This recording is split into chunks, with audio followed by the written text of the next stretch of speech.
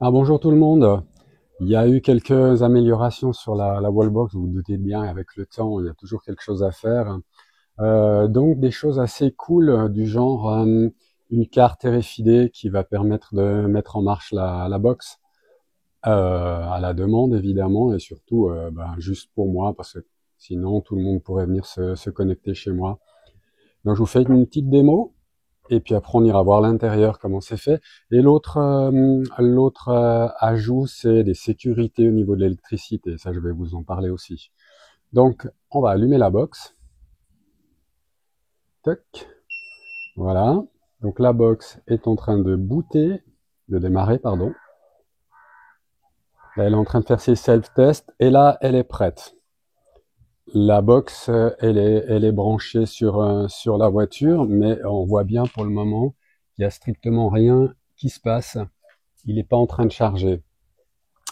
Donc c'est là qu'on va voir quelque chose d'intéressant, c'est que maintenant en fait sur l'écran il me dit j'ai un module RFID, donc c'est la carte, et puis j'ai un module RMCU qui est une self qui permet de vérifier le courant continu qui pourrait remonter en cas de défaillance dans le circuit alternatif de la maison. Donc on prend la carte, voilà, il a détecté la carte et il passe en mode vert pour dire qu'il est en train de charger. Ça, c'est top.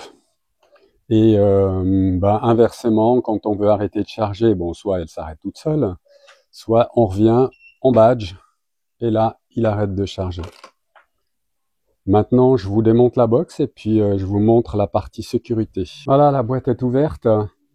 Alors, je vais vous montrer la partie sécurité qui est gérée par cette RCMU qui en fait permet de contrôler entre la phase et le neutre, de contrôler s'il y a des fuites en courant continu qui seraient générées par la voiture en fait. Donc ça remonterait par l'arrivée principale et ça pourrait remonter dans la maison et le différentiel qui est à la cave pourrait ne pas s'en apercevoir. Bon, je vais vous montrer après aussi que j'ai aussi changé le différentiel.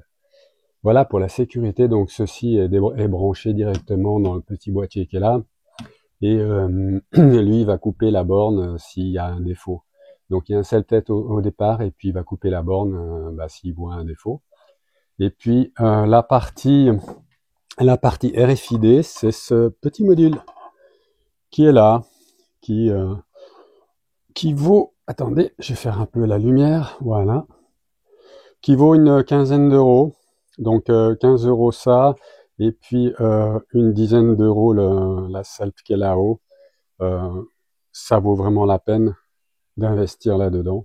C'était bien pratique. Il y a deux cartes fournies avec, deux cartes RFID qui sont fournies avec. Ok, et puis après, je vous emmène juste à la cave pour vous montrer le différentiel, et puis j'ai fini la démo. Ah voilà, on est en bas à la cave, là où il y a l'alimentation de la wallbox. Alors, j'ai reçu des remarques qui étaient vraiment très très bien précises. Avant, j'avais un différentiel de type AC, qui est celui qu'on a en standard dans la maison.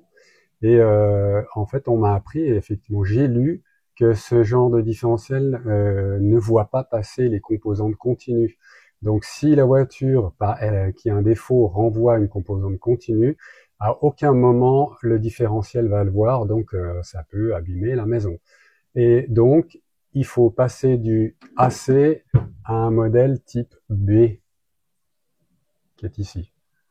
Voilà, donc là c'est du Tangoose, c'est du chinois. Celui-ci n'est pas ni Zigbee ni rien du tout. Et ici j'ai le disjoncteur qui est en Zigbee, ce qui me permet, donc comme vous avez pu voir depuis en haut, depuis le téléphone ou une télécommande, je peux activer ou désactiver le disjoncteur à distance. Voilà.